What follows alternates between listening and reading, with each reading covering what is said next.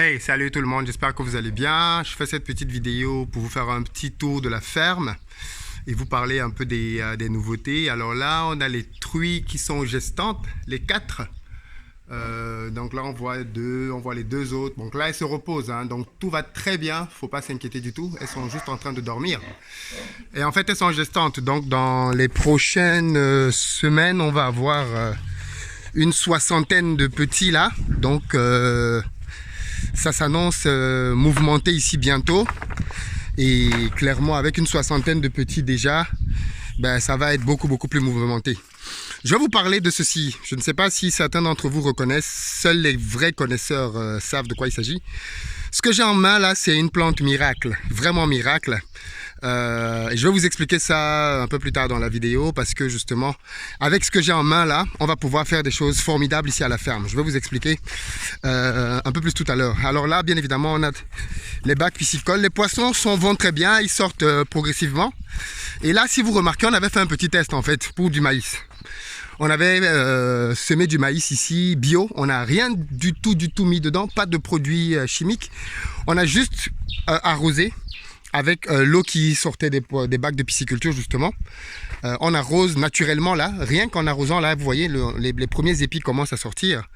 Vous ne vous en rendez peut-être pas compte, mais le maïs est vert, les feuilles sont toutes vertes, ce qui est très bon signe. Les feuilles sont en très bonne santé, le maïs n'est pas attaqué.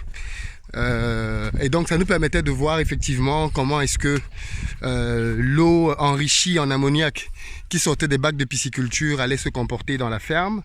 Donc une fois qu'on a validé donc les résultats, on voit que c'est très probant.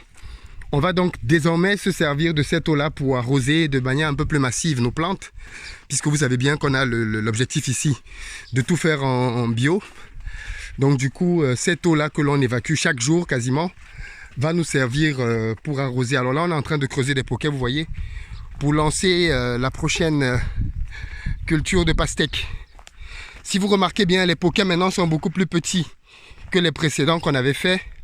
Je vous laisse me dire en commentaire pourquoi, pour ceux qui savent ce qui s'est passé. Donc voilà, donc là, je ne sais pas si vous parvenez à le voir, mais bon, je vais vous montrer quand même, je vais m'avancer un tout petit peu pour que vous voyez ce qui se passe. On a fait un petit investissement là pour une culture à laquelle on tient ici. Bon là vous voyez, hein, il y a des poquets partout, des trous, et tout ça s'est tracé. Donc là on a pour à peu près 2 hectares délimités dans cette zone-ci pour faire des cultures maraîchères, plus un demi-hectare en face. Donc on va être à peu près 2 hectares et demi. Et là face à moi, on a des rejets d'ananas. Des rejets d'ananas. On a 30 000 rejets d'ananas pour être précis. C'est énorme hein, ce que vous voyez là. C'est beaucoup de travail. Vraiment beaucoup de travail. Donc là on a les rejets d'ananas. Vous en avez encore là devant aussi. Juste devant la serre. Vous voyez, il y en a vraiment beaucoup. Donc là voilà, chaque rejet fait à peu près 300 grammes. Donc là vous avez des rejets, voilà. Un rejet d'ananas. Et c'est ce rejet-là qui va nous permettre d'ici 15 mois, il faut être patient avec les ananas, d'avoir de très beaux fruits parce que ce sont de très bons rejets et puis on compte bien les nourrir pour avoir des fruits sucrés. L'objectif étant de pouvoir... Alors ce qui est intéressant avec l'ananas, c'est que l'ananas c'est une culture comme le bananier plantain en fait, qui quand vous la mettez en terre, elle-même elle vous produit des rejets. C'est-à-dire qu'avec ce demi-hectare, parce que là on a pris 30 000, ça fait un peu plus d'un demi-hectare. Avec ça, pour la prochaine année, on va pouvoir faire 2 hectares, ainsi de suite. Donc en fait, au bout de 3-4 ans, avec uniquement les 30 000 rejets qu'on a pris ici pour le départ, on pourra être dans une position dans laquelle on se retrouve avec des centaines de milliers de rejets en fait. Parce que l'ananas, justement, c'est une culture, comme je disais, qui donne beaucoup de rejets. Donc là, vous pouvez peut-être pas le voir, mais en fait... Si, vous pouvez peut-être voir un peu les cultures qui commencent à monter, c'est du maïs. Ça va être très joli ici dans quelques semaines quand ça va pousser parce que c'est très ordonné la manière à laquelle on a semé. Justement pour avoir une culture esthétique mais aussi efficace. Il fallait bien aligner en longueur et en largeur la répartition dans la ferme. Donc toute cette colline que vous voyez en face de moi qui fait un peu plus de 7 hectares est faite de maïs. On n'a que laissé un espace pour l'ananas, un demi-hectare d'ananas et le reste c'est pour du maïs. Donc là, c'est pas visible, mais dans quelques semaines, on va faire peut-être un tour avec un drone pour vous montrer un peu comment tout ça évolue. Et l'objectif de ce maïs-là, bien évidemment, c'est d'avoir nous-mêmes du maïs pour la provende, pour la provendrie, pour nourrir nos animaux. Et au fur et à mesure, on va diminuer l'espace de culture du maïs pour mettre d'autres plantes. Bon, ici, vous voyez, on a du piment, on a des poivrons. À l'extérieur de la serre, à l'intérieur de la serre, on a décidé de changer les cultures qu'on va faire là-dedans. On va faire des cultures un peu plus touchy, un peu plus difficiles. Je vous réserve la surprise quand ça va prendre. Mais à l'intérieur des serres, vous voyez, là, on a vidé la serre. Je vais entrer quand même. Là, on a 500 mètres carrés vides. Voilà. Dans lesquels on va mettre une culture très bientôt. Donc là, vous avez du piment, du poivron aussi. Et donc, du coup, on les a mis là à l'extérieur. Pour pouvoir faire cette autre culture-là. Bon, là, je vais pas aller plus loin. On va remonter. Donc, je vous parlais de ceci. Est-ce que quelqu'un a découvert ce que c'était jusqu'à présent? Seuls les connaisseurs reconnaîtront. Alors, ce que j'ai en face, ce que j'ai en main là, en fait, je vais l'ouvrir. Vous voyez ce qu'il y a dedans là? Tac, tac, tac. C'est magnifique, hein? Ce sont des graines. Des graines de moringa. Vous avez peut-être déjà entendu parler du moringa. Si ce n'est pas le cas, allez fouiller sur Internet.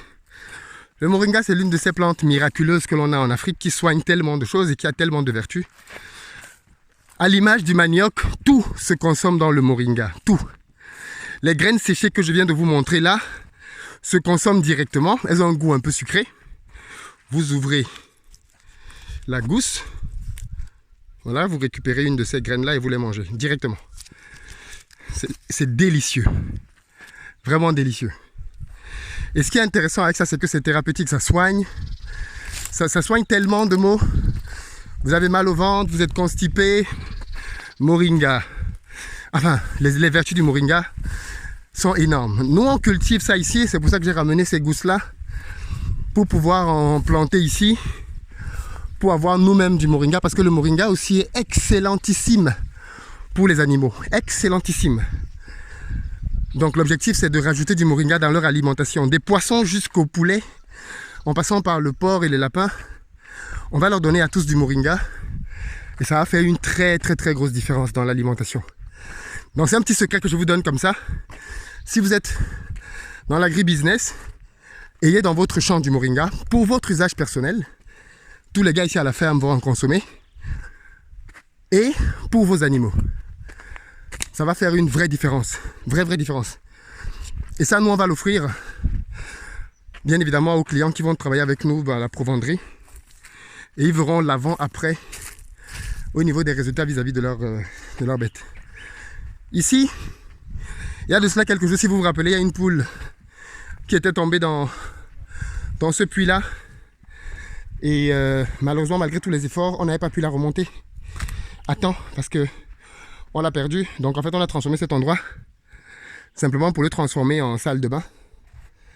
Donc là, on a coulé simplement une dalle et après, on va lever les murs pour pouvoir avoir des toilettes. De ce côté-ci, on va faire d'autres cultures.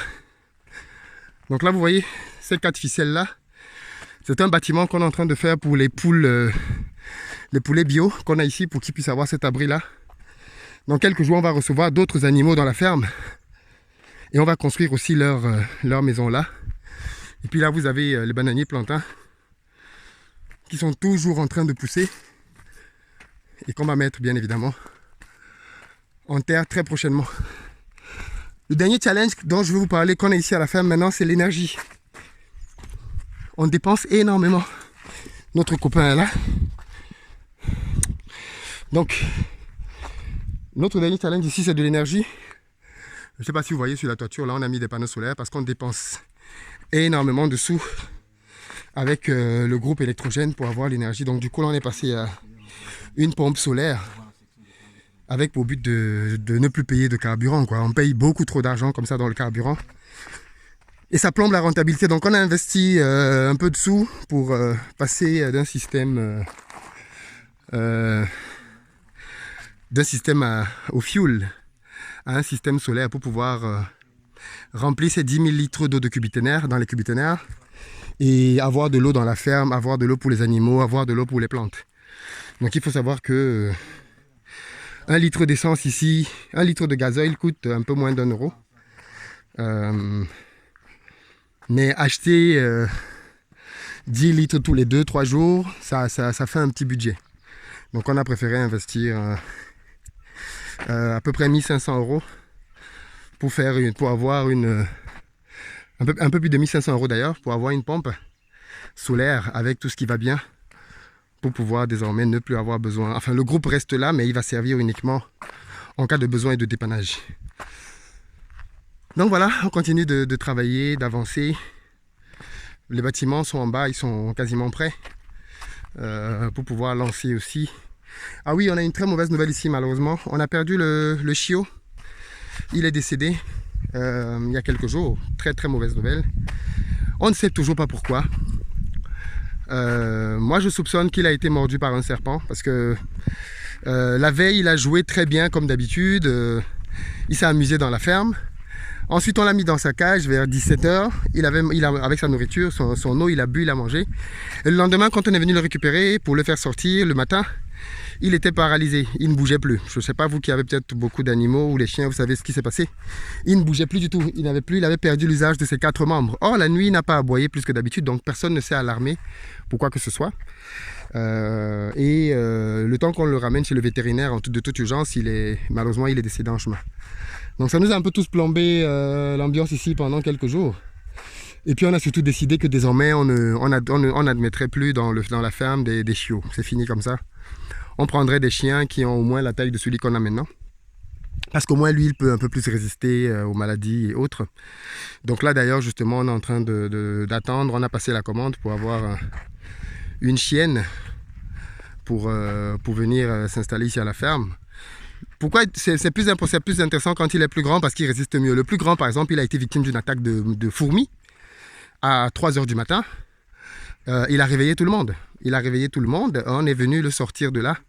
Il avait des fourmis qui étaient tout autour, partout sur son corps, ses oreilles, ses pieds, partout, ses pattes. Et donc, du coup, on l'a désinfecté.